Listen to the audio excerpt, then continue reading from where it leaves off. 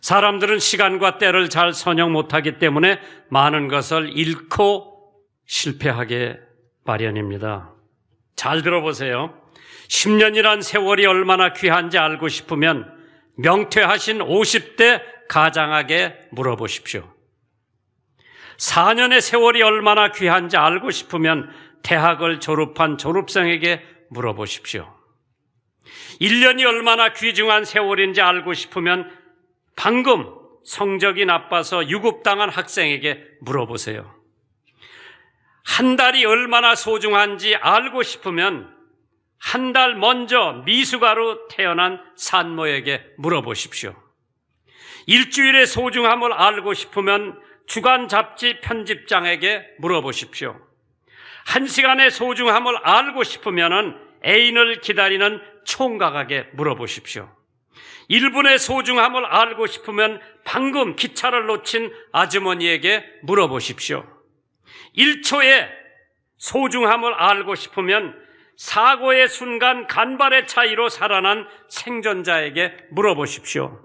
100분의 1초의 소중함을 알고 싶으면 올림픽에서 은메달을 딴 선수에게 물어보십시오. 100m, 그렇지 않으면 쇼트트랙, 그 30초, 15초, 10초에 뒤져가지고 금메달 못 따고 은메달 딴 사람한테 물어보려는 얘기죠. 시간은 아무도 기다려주질 않습니다. 당신이 가진 매 순간이 바로 당신의 보물이라고 했습니다. 시간은 세 종류가 있다고 합니다. 달력상의 시간, 캘린더 타임. 천문학적 시간으로 태양과 관련된 시간입니다. 두 번째로 생물학적 시간, biological time. 모든 생물 속에 부착된 시간이라고 했습니다. 세 번째, 만들어 놓은 시간이라고 했습니다. built-in time.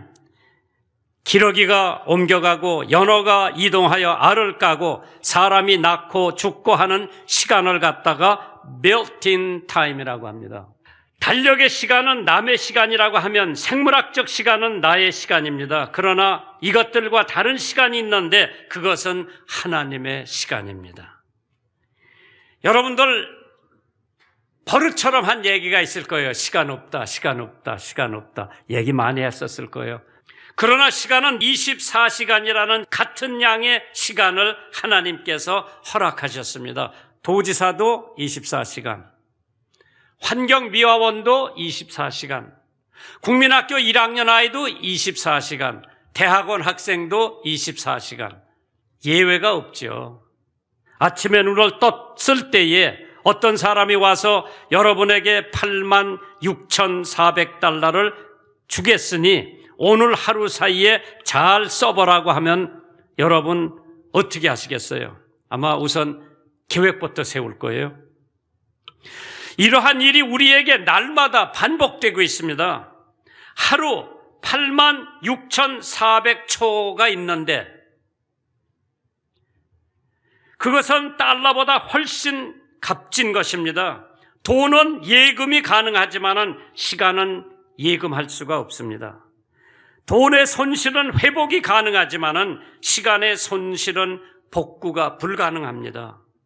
파산을 한다면 사업을 위한 교훈이라도 남지만은 시간의 파산은 재생 가능성이 전혀 없습니다.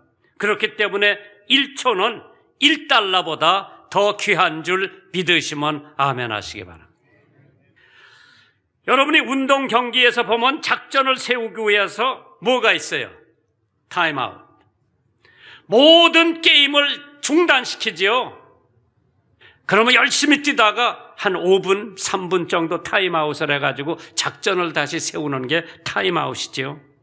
그러나 인생에 있어서는 타임아웃이 있을 수가 없습니다. 시간처럼 인간의 감정과 행복과 불행에 밀접하게 연결된 것도 없을 겁니다. 인간은 때로는 시간을 저주하고 때로는 시간을 갈망합니다. 그리고 시간을 지겹다고 하고 때로는 시간 가는 것을 몹시 아쉬워합니다. 시간은 내 편이 되기도 하고 어떤 때는 내 원수 편에 서기도 합니다. 그래서 오늘 본문에 있는 말씀을 가지고 첫째, 지금이 주님께 돌아올 때라고 그랬어요. 미국의 목사의 아들로 태어났지만은 신앙의 의미를 붙잡지 못하고 브라운 대학에 다니면서 무신론자 친구의 영향을 받아가지고 무신론자가 된 젊은이가 있었습니다. 브라운 대학은 아이빌리그 대학입니다. 유명한 대학이지요. 그는 4년 과장 대학을 3년 만에 졸업을 하고 졸업 여행을 떠났다가 시골 여인숙 옆방에서 밤새도록 들려오는 신음소리를 듣고 잠을 이루지 못했습니다. 그 이튿날 옆방에 신음하던 사람이 죽었다고 하는 소리를 듣게 됩니다. 그런데 놀라운 사실은 바로 그 사람이 자기를 무신론자로 만들었던 친구가 죽었습니다. 그는 충격을 받고 인생의 실존과 죽음의 문제를 고민하다가 어린 시절에 찬양하던 예수님 앞에 돌아오기로 결심을 하고 그는 회개의 기도를 합니다. 그리고 그는 바울처럼 즉각 기도를 시작했습니다. 주님, 이제부터 어떻게 살아야 합니까? 분명한 것은 어제 같이 지금까지처럼 살아갈 수는 없다고 하는 결론을 내렸습니다. 그는 죽음의 문제를 해결하기 위해서 오직 그걸 해결할 수 있는 것은 예수님의 복음밖에 없고 이 복음을 한 번도 듣지 못한 사람에게 복음을 전하는 인생으로 살기로 결심을 합니다. 신학을 공부한 후에 결혼한 지 몇 달 안 돼서 신부를 데리고 아시아를 향해서 떠납니다. 그가 바로 미국의 버마로 파송한 최초의 침례교 선교사 앳나이럼 저슨이었습니다. 고린도후서 6장 2절로는 본문에 있는 말씀을 보면 가라사대 내가 은혜 베풀 때에 너희를 듣고 구원의 날에 너를 도왔도다 하셨으니 보라 지금이 은혜를 받을 만한 때요. 보라 지금이 구원을 받을 때라고 했습니다. 내일이 아니라 이따가가 아니라 지금이 은혜 받을 때고 지금이 구원받을 때라고 말씀하고 있습니다. 용서받을 때도 지금이라고 했습니다. 마태복음 18장 21절에 그때에 베드로가 나와 가로되 주여 형제가 내게 죄를 범하면 몇 번이나 용서하여 주리이까? 큰맘 먹고 베드로는 7번까지면 됩니까? 물어봤을 때 예수님께서 가라사대 내게 이르노니 7번뿐만 아니라 70번씩 7번이라도 할지니라. 무제한으로 용서해 주라고 하는 것은 70번에 7번, 77이 49, 490번이라도 용서해 주라고 하는 하나님의 말씀입니다. 지금 내일이 아니라 오늘 성결하라고 합니다. 히브리서 12장 2절에 그 앞에 있는 즐거움을 위하여 십자가를 참으사 부끄러움을 개의치 아니하시더니 하나님 보좌 우편에 앉으셨다. 믿음의 주여 또 온전케 하시는 이인 예수를 바라보라고 했죠. 폭군의 표본이 되는 히틀러는 4가지 미덕을 말한 적이 있답니다. 첫째, 나라를 사랑하는 마음, 애국하는 마음이죠. 두 번째, 역경을 이기는 용기. 세 번째, 지도자에 대한 충성. 네 번째, 큰 목적을 위한 법을 따르는 마음이라고 외쳤지만은 그건 자기를 위한 것이라고 했죠. 히틀러가 그렇게 외친 거하고 간디가 그렇게 외친 거하고는 하늘과 땅 차이입니다.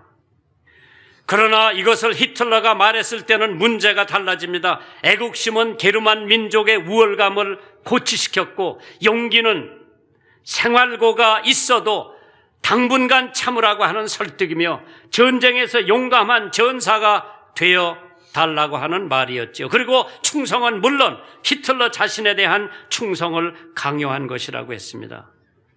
평화와 사랑하는 박의 정신을 생활로 증명한 간디가 준법 정신을 말하면은 세계 평화와 사회 안정을 위하여 각자가 법을 지켜야 한다는 뜻으로 해석이 되지만은 히틀러가 말했을 적에는 해석이 달라집니다.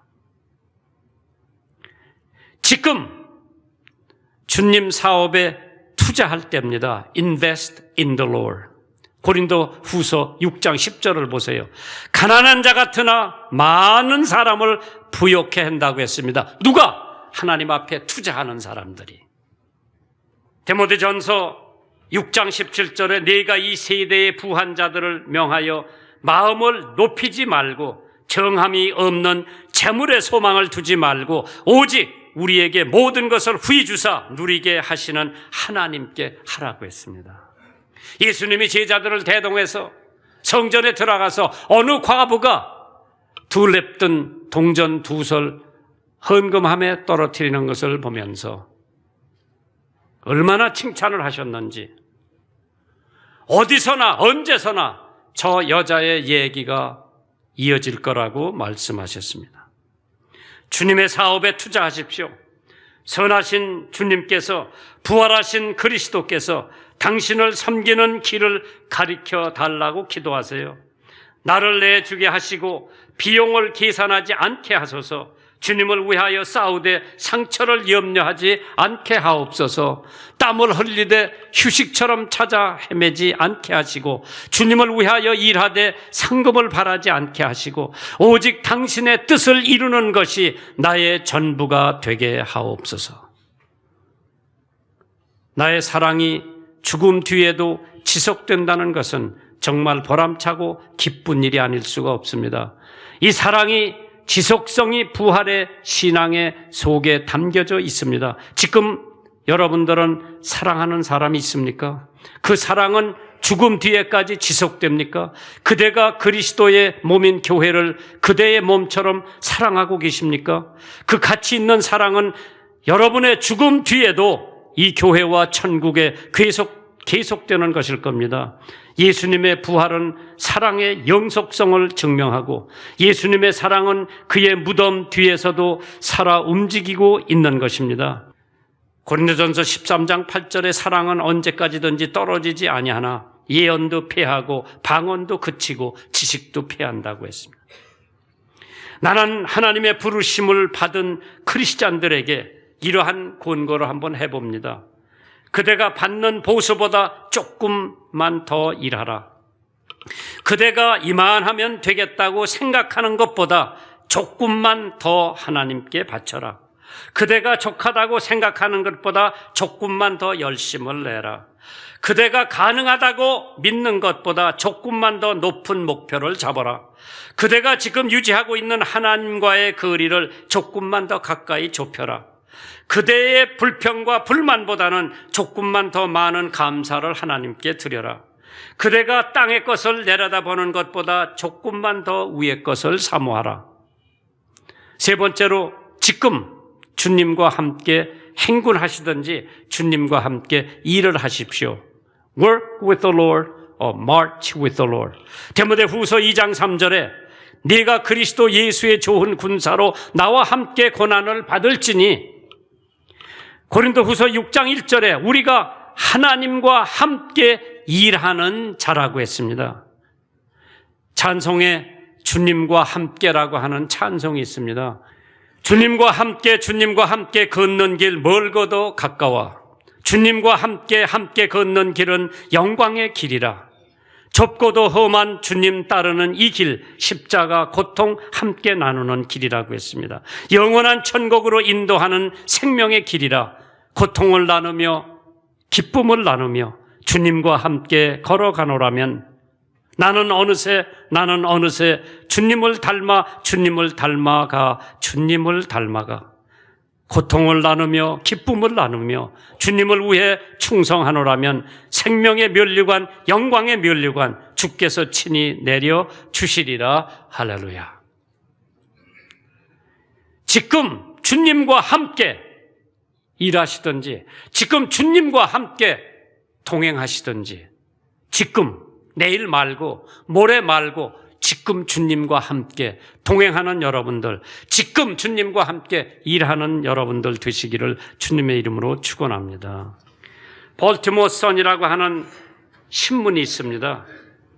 거기서 시를 써오라고 하는 컨테스트를 열었대요. 신문사에서. 그런데 어느 시가 당선이 됐느냐? 다음 시가 질문에 대한 훌륭한 답으로 상을 받았다고 합니다. 들어보세요. 1년을 더 살 수 있다면 당신은 무엇을 하시겠습니까? 만약 내가 단 1년을 더 살 수 있다면 도우면서 1년을 주면서 1년, 사랑하며 1년, 축복하며 1년, 있는 힘껏 좋은 일을 하며 1년, 노래하며 1년, 웃으며 1년, 세상을 조금 더 밝게 하기 위하여 창조주를 찬양하며 1년, 항상 일하며 1년, 내가 내 주님 앞에 설 때 보상을 받을 수 있도록 노력하며 1년, 바로 이러한 방법으로 매일매일 보낼 겁니다. 지금 해야 합니다. 멀리서 날 부르는 소리가 모래톱을 지나 언제든지 올 수 있으니까요. 그리고 내세를 맞을 준비가 되어 있어야 하니까요. 그러므로 내가 1년을 더 살 수 있다면은, 아니, 기쁨, 웃음을 주고 도움을 줄 수 있고 이해하려고 노력하는 마음을 주고 필요하다면 내 자신까지 줄 수 있는 단 하루를 더 살 수 있다면 이것이 나의 할 일입니다.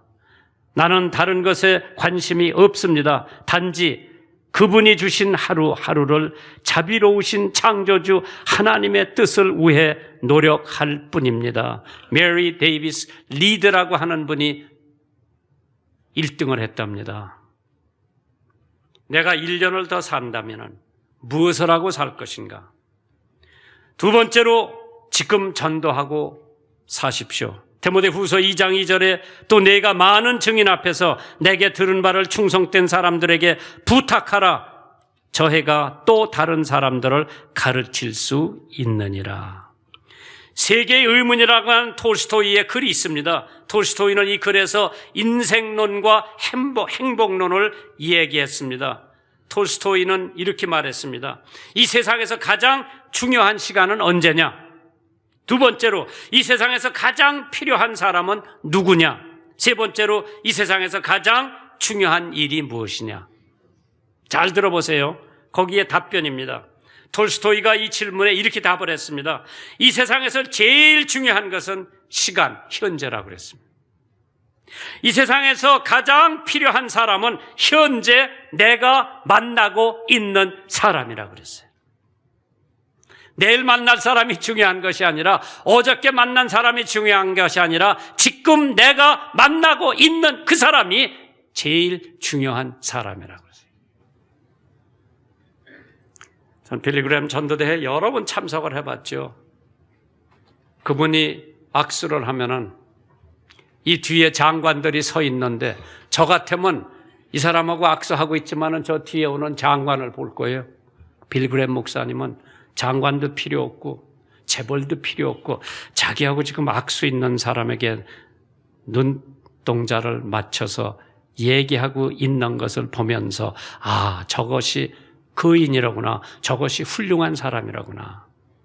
뒤에 누가 오든지 지금 내가 만나고 악수하고 있는 그 사람이 비록 행상하는 아줌마인지 모르지만은 비록 내 집에 가정 도움인지 모르지만은 지금 내가 만나고 있는 사람, 가장 중요한 사람은 바로 그 사람이라고 했습니다. 세 번째로 이 세상에서 가장 중요한 일은 현재 내 옆에 있는 사람에게 선을 행하는 것. 그 선이 뭐냐? 하나님 믿으라고 전도하는 것이 가장 큰 선행인 줄 믿으시면 아멘 하시기 바랍니다. 마지막으로 지금 주님을 위해 인내하라고 했습니다. 지금 참으라고 그랬습니다. 마태복음 24장 13절에 그러나 끝까지 견디는 자는 구원을 얻는다고 했습니다. 인내, 견디는 것이 때로 참기 어려운 일이 많이 있습니다. 예수만 안 믿으면 돈도 벌 텐데, 손도 좀 봐줄 텐데, 예수님 때문에 참고 말 못할 때가 더러 있을 줄 압니다.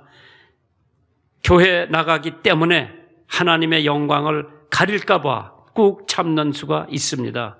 지금도 참고 또 참으십시오. 승리는 반드시 참는 사람에게 올 줄 믿습니다. 어떤 때 예수 믿는 사람들이 손해보는 적이 더러 있죠. 자기는 그렇게 안 했는데 오해를 받으면서 상대방의 공격을 받을 때 우리가 함께 공격을 하고 싶은 생각이 굴뚝 같은데 괜히 성경 말씀을 보다가 누가 오른쪽 뺨을 때리거든 왼쪽 뺨을 돌려대고 누가 겉옷을 달라고 그러면 속옷까지 주고, 누가 오리를 가자고 그러면 십리를 가라고 하는 그러한 성경 말씀이 왜 성경에 기록되어 있는지 그것만 없으면은 오른쪽 뺨 맞고 왼쪽 뺨 맞고 더 이상은 성경이 없으니까 그때서부터는 내가 몇 대 쥐어박아도 되지 않나 생각을 해보는 적이 없지 않아 있지만은 예수님께서 끝까지 참아라, 끝까지 인내하라, 그럼 승리는 너의 것이라. 모진 세풍이 불면 포기하는 사람이 있지만은 우리 성도들은 포기하지 마세요. 참으세요. 기다리세요. 교인에게 실망하고 교회를 졸업하는 사람 봤습니다. 교인에게 사기당했다고 교회 졸업 맞는 사람도 봤고요. 교회 위선자가 많다고 교회를 떠난 사람들을 봤습니다. 교회에 사랑이 없다고 그 교회를 떠난 사람들이 있습니다. 교회가 자기 마음에 안 든다고 그 교회 떠난 사람들 봤지요. 목사가 자기 마음에 안 든다고 교회 떠난 사람 봤습니다. 찬양대가 자기 마음에 안 든다고 떠난 사람들 봤고요. 재직들이 자기 마음에 안 든다고 교회 떠난 사람들 봤습니다.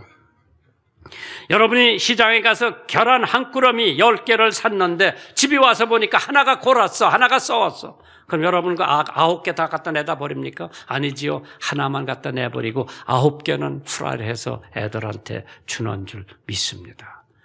어떻게 많은 사람이 교회 나오는데 다 완전한 사람, 자기 마음에 드는 사람이 다 그 교회에 나올 수는 없죠. 평안한 생활을 위해 이렇게 기도하지 말고 강한 사람이 되기 위해 기도하고 자기 힘에 맞는 일을 달라고 기도하지 말고 자기 일에 맞는 힘을 달라고 기도하세요. 잘 믿게 해달라고 기도하지 말고 믿는 바를 실천할 수 있는 용기를 달라고 기도하세요. 오래 살기를 기도하지 말고 살아있는 동안 전력을 다할 수 있도록 기도하고 성서의 진리를 결코 잊지 말고 실패를 건 자에게 성공이 옵니다. 절망을 건 자에게는 희망이 오고 죽음을 건 자에게는 부활이 옵니다. 잃어버림을 건 자에게는 사랑이 오고 눈물을 건 자에게는 웃음이 옵니다. 5달란트를 건 자에게는 10달란트를 가지고 올 수 있지만은 내버림을 건 자에게는 수확이 옵니다. 믿는다는 것은 믿음으로 거는 것입니다. 윈스턴 처칠이 어느 강연장에 가서 never, never, never give up 그리고 앉았다고 하죠. 그게 명강이었다고 합니다. 절대, 절대, 절대 포기하지 말아라. 기다리는 미덕을 배워보십시오. 로마서 8장 28절에 우리가 알거니와 하나님을 사랑하는 자 곧 그 뜻대로 부르심을 입은 자에게는 모든 것이 협력하여 선을 이룬다고 했습니다. 바다의 조수는 아마도 지구의 탄생과 더불어 시작되었을 것입니다. 바닷물은 들어오고 또 나갑니다. 그리고 조수가 물러간 자리에는 지저분한 것들이 보입니다. 그러나 조금만 기다리세요. 또 물이 들어오지요. 그러면 다 물속에 파묻히게 됩니다. 물이 싹 내려가면 뭐 나뭇가지도 있고 나무 이파리도 있고 조개 껍데기도 있는데 다시 조수가 물이 딱 들어오면 아무것도 안 보이고 파란 바다만 보이게 되는 줄 믿으시기 바랍니다. 희망을 갖고 착실하게 오늘을 사는 여러분들 되시기를 주님의 이름으로 축원합니다.